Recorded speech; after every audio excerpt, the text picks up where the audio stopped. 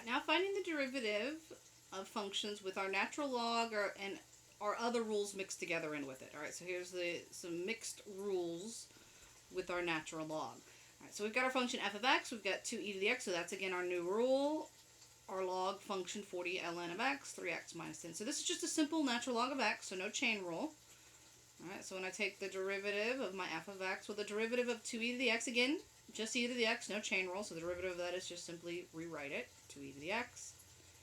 The negative 40 is a constant multiplier, it comes along, so I get negative 40 times the derivative of the natural log, which is 1 over x. And then this is just the derivative of 3x is 3, the negative 10 will zero out. And it's fine if you leave it like that. Sometimes we like to have it simplified. Rewrite this as a single fraction, negative 40 over x, but that's minor. Again, either one of those answers would be acceptable on a test or quiz. Alright, the next example is I've got 54 times the natural log of that quadratic function. So this one is going to require my chain rule because it's the natural log of a function of x. The function is this quadratic inside. Alright, 54 is just a number, it comes along, so it's a constant multiplier, so 54 times the derivative of the natural log is 1 over what's inside, the whole expression, 1 over 5x squared plus 2x plus 10, then times the derivative of the inside. The derivative of the inside is going to give me a 10x plus 2, and that's the derivative. And then we usually just write it as a single fraction. So again, you don't have to multiply anything through, you just rewrite it 54 times 10. Now if you wanted to distribute the 54, again you can, but you don't have to. And there's my simplified function. 54 times the derivative of the inside divided by the inside. And that's as simplified as you get. Nothing reduces. If you wanted to multiply the 54 inside, you could do that, but again, I'm going to leave it. Alright, the next example, so now we're getting a little more complicated. Now, before I get started with this one, if you remember your logarithm rules, I can make my life easier by using my logarithm rules in this case.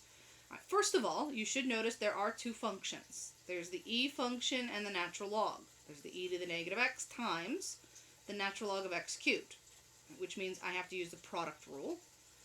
Because I have a negative x here, I'm going to have to use the chain rule. And if I don't do anything to this, I've got the x cubed inside, I have to use the chain rule. Now, since it's simply x cubed, right, which is different than the earlier examples I did when I had like a 4 times x squared. Can't do this with the 4 times x squared case. But with the x cubed, I can.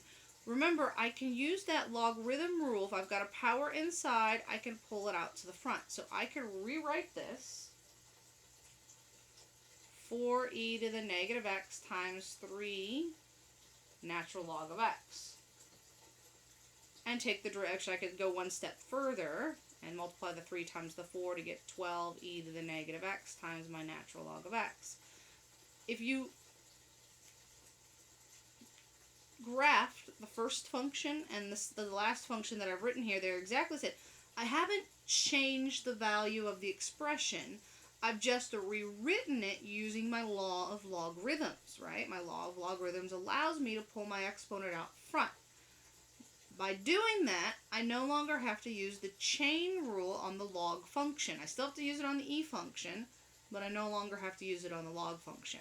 Alright, so since I simplify it, my first function is the 12e to the negative x. The second function is my natural log of x, which I do believe that I'm doing this slightly different than how I had my notes. I think I left the first expression, but it's always good to see a couple different ways how to do something. Alright, so my first function, 12e to the negative x. Second function, natural log. So now I'm ready to take my derivative. It's the first, 12e to the negative x, times the derivative of the second, which is simply 1 over x, plus the second, which is the natural log of x, times the derivative of the first. Now this one I will have to use my chain rule. I get 12e to the negative x, and then I can't forget the derivative of negative x means I have to multiply by a negative 1 out front. Our rule of thumb is we usually pull out the e term, right? So I'm going to factor out, and that's all I'm going to factor out. I'm going to pull out the 12e to the negative x, right, which I'm going to multiply by what's left over. Well, in the first term, the only thing that's left over is a 1 over x. And the second term, I still have a negative, so this changes to negative. Don't forget that negative. And the natural log of x. Alright, so I've got a negative ln of x there. So don't forget that negative. Something really easy to forget, so make sure you're very careful there. And that's as simplified as we care to go. Alright, second example. Now, you could manipulate this one and change it to, you could move the x to the 7 up and make it x to the negative 7 and use the product rule. And that's fine if you want to do that. Now, you have to factor out negative exponents, but if you're comfortable doing that, feel free. I'm going to leave it because I think it's just good practice to go over the quotient rule again. Alright, so I'm going to leave it 2 natural log of x divided by x to the 7th, so I use the quotient rule. Alright, and I'm not going to change anything. I'm going to leave it as is. So my low function's the x to the 7th, that power function. My high function's the 2 natural log. So it's the low, x to the 7th, times the derivative of the high, which is 2 times 1 over x. Right, 2 comes along, derivative of natural log is 1 over x. Or if you wanted to rewrite that as 2 over x. Minus the high, which is 2 ln of x, times the derivative of the low, which is a 7x to the 6th, all over the low squared, so 7x to the 7th squared. Alright, now before I get started, this first term will get simplified, and I'll simplify that second term. I can reduce this. One of those reduces with one of those, so I no longer have a fraction. So this will be reduced to 2x to the 6th. I'll multiply that 7 times 2 to get 14x to the 6th, the natural log of x, all over x to the 14th, right? When I take 7 raised to the 2nd, it's x to the 14th. All right. Now, my next step is I can simplify this. I can factor out a 2x to the 6th. And I can pull a 2x to the 6th out. What's left over? Well, the first term is just 1, right? When I pull everything out, I'm left with a 1. Don't forget that 1. In the second term, well, I still had a 7 left over there. That's gone, and a natural log. So I have 7 natural log in the second term, right? I divide it out by 2. So that's why I have 14 divided by 2 leaves me with the 7. And then the x to the 6th is completely pulled out, and I left with the natural log all over x to the 14th.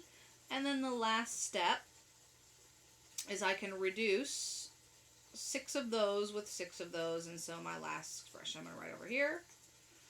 I still have a 2 times 1 minus 7 natural log of x. In the denominator, though, 6 of those canceled with 6 of those, so I'm left with x to the 8th, and there is my simplified expression. Sometimes it's not the derivative that's difficult for students. It's the simplification. Alright, we'll stop there. We'll do the last page, which are the harder ones, in the next video. So those are sort of the medium derivatives, and then we'll get to the harder ones in the next video.